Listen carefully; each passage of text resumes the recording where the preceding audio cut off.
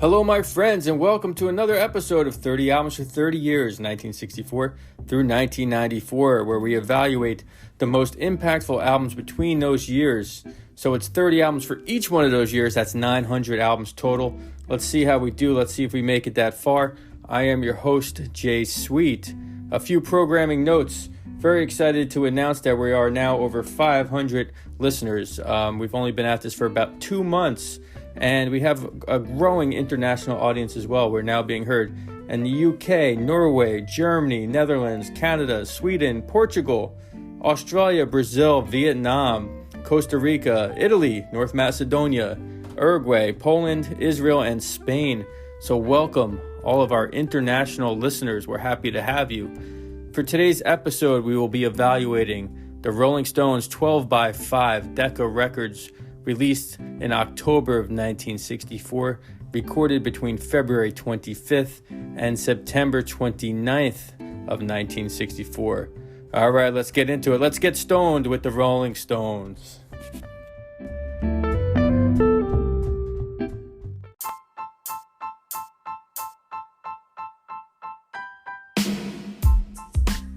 All right, with 12x5, the Rolling Stones had the American hit record they hoped for when they released their first album, England's Newest Hitmakers. This is their second American release, 12x5. This album was a hit. It reached number 3 on the American charts. And the record included materials from a 5-track British E.P. called 5x5, and then 7 more cuts. So if my math is correct, that adds up to 12. So the album consists of 12 tracks by 5 guys, and that's why it's called 12x5. The only issue with this advanced mathematical equation is that ousted member pianist Ian Stewart plays on many of these tracks. So it should be more like 12x5.5 maybe? And I must admit, I am weirdly fixated on Stewart's relationship with the Rolling Stones. It seems as though he was so disrespected when he was kicked out of the band by manager Andrew Loog Oldham in 1963, and yet he hung on to work with the group, to work at times as their driver, their tech, their roadie, their part-time pianist, and basically just a jack of all trades. Now, I know that if I had been unexpectedly thrown out of a group that I helped develop, I certainly would not drive the assholes around who fired me. But anyway, musically, 12x5 is an extension of England's Newest Hitmakers because it includes blues numbers, R&B covers, and a few originals. The big difference in this album is that it included a top 10 American hit, which was Time Is On My Side. And Time was undoubtedly on the Stones' side, as they have continued to create and tour for decades.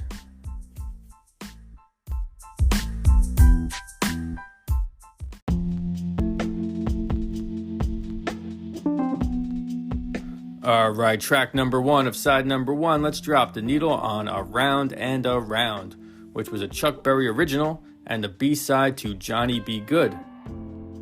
The Stones played the song on The Ed Sullivan Show in October of 1964, and it was a staple of their early set. The track is a solid, up-tempo opening number. The song was also issued on the Animals self-titled release, which we just reviewed, and this came out a few weeks before the Stones version. The song is hard driving, and the Stones play well on this one.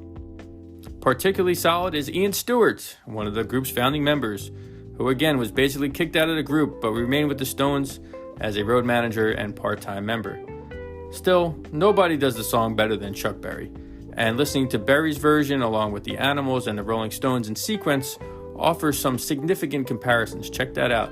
It's a solid enough track to let the record keep spinning around and around.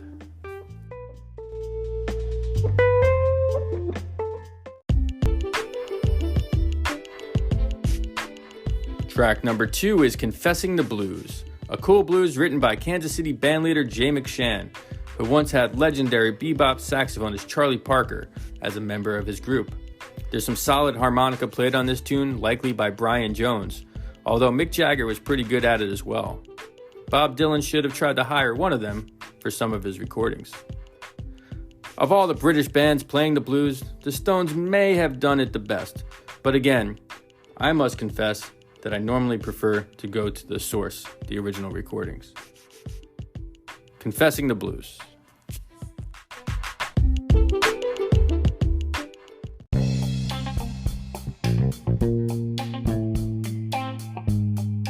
Track number 3 is Empty Heart, a song credited to Nanker Felge, a pseudonym the group used instead of listing themselves as writers.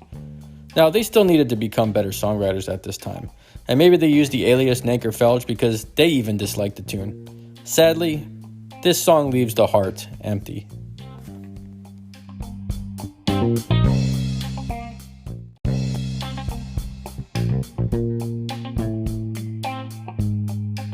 Track number 4, Time Is On My Side, a classic Rolling Stones vehicle.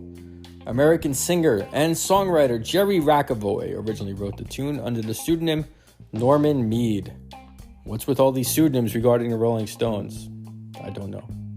The song was first recorded by jazz trombonist Kai Winding in 1963 and covered by soul singer Irma Thomas the same year the Stones recorded it. Time Is On My Side was the group's first top 10, reaching number 6 on the US Billboard Charts. The Stones later recorded a cleaner version the same year, which was included in their album The Rolling Stones No. 2. What a lazy title. The latter version is generally the one you hear on the radio. However, this original has a certain rawness. I particularly like Ian Stewart's gospel organ intro, even if it is a little bit out of place. Why did the group not stick up for him to stay in the band? I don't know. And why am I so obsessed with it? I also do not know. Time was certainly on the Stones' side, and they needed it. Throughout their career, they released a lot of stuff. Some passable, some remarkable, and some kind of forgettable. Check it out. Time Is On My Side.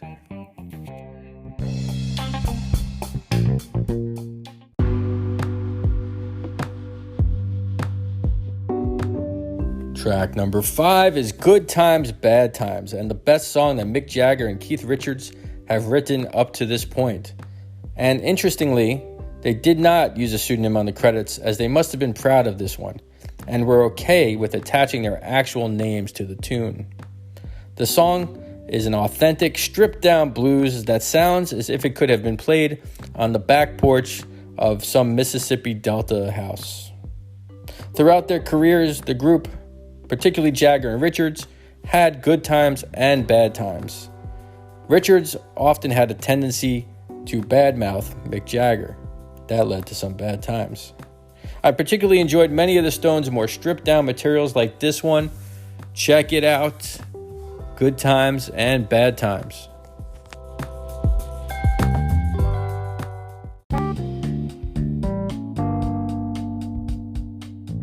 The final track of side number 1 on the original LP US release is It's All Over Now, which was written by Bobby Womack, an R&B legend. The Stones do a great job with this one, and it's the band's first UK number 1, and it reached number 26 on the US charts. Give credit to bassist Bill Wyman and drummer Charlie Watts. Wyman's bass almost sounds like a tuba on this one. The tune has a cool blend of soul, blues, and rockabilly. It's basically a breakup song. John Lennon from the Beatles criticized Keith Richards' guitar solo on the track, but I actually kind of dig it. Although this ends side 1 of the LP, hang in there because it's not over now. There's more to hear.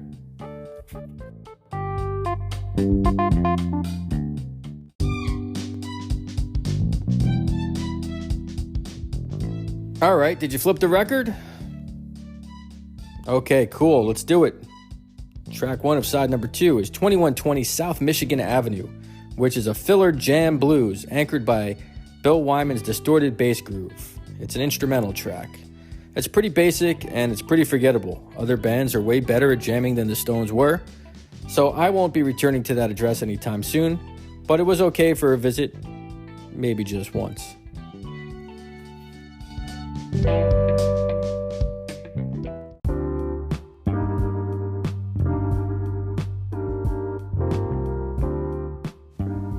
All right, side number 2, track number 2 is Under the Boardwalk. And I know I get on the Stones a little bit, but that's maybe where they should have left this recording. But there is some fascinating history surrounding this tune, and the reason I say that is because the Drifters do the song so much better than the Stones did. The song was originally written by Kenny Young and Arthur Resnick, and the Drifters recorded it 1964, the same year that the Stones did. The Drifters version charted at number 4 on the Billboard Charts. Now, the original Drifters version was set to be recorded on May 21st, 1964, but the band's lead singer, Rudy Lewis, died of a heroin overdose the night before at only 27 years old. So rather than reschedule the session, the Drifters' other lead vocalist, Johnny Moore, sang lead. So much for mourning the death of a bandmate. But they created magic with Under the Boardwalk.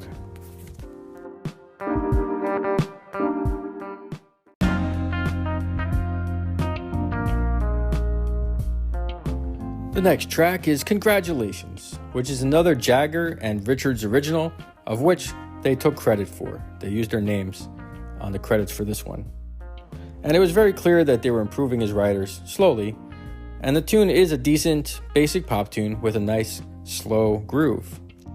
I enjoy the dark, cynical message of, congratulations, you've gone and broken another heart. Take notice of Jones's 12-string guitar solo.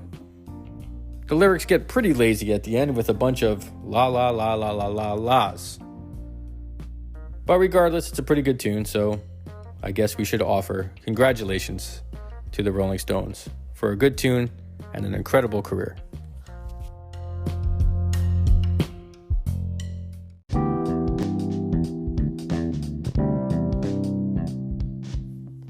This next track is Grown Up Wrong, which is another Mick Jagger and Keith Richards original.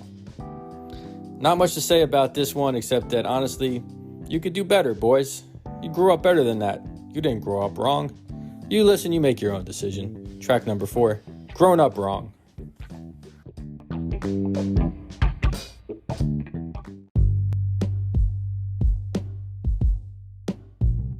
Track number 5 of side number 2 is If You Need Me, which is a soul tune initially recorded by Wilson Pickett and then made a hit by Salmon Burke.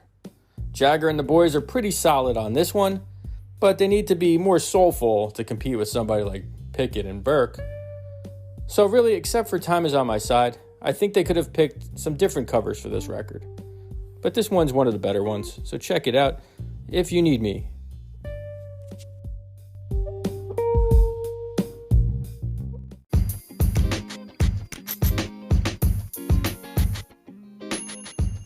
The final track of the original LP American release is Susie Q, an often covered tune written and recorded by rockabilly recording artist Dale Hawkins, 1957. The Stones also do a pretty solid job with this one, but Creedence Clearwater Revival, they would perfect this tune in 1968.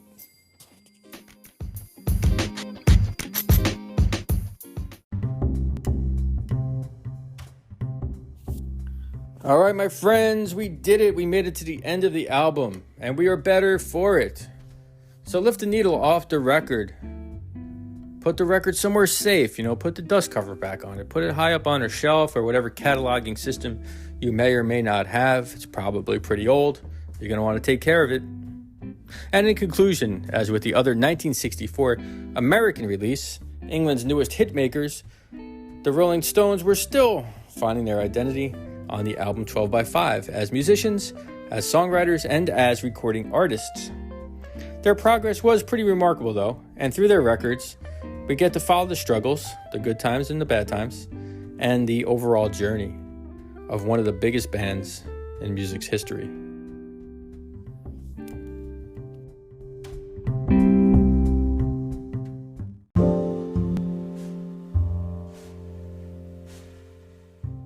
All right, thanks again for checking out the podcast. I hope you are having fun with it. I'm having fun doing it.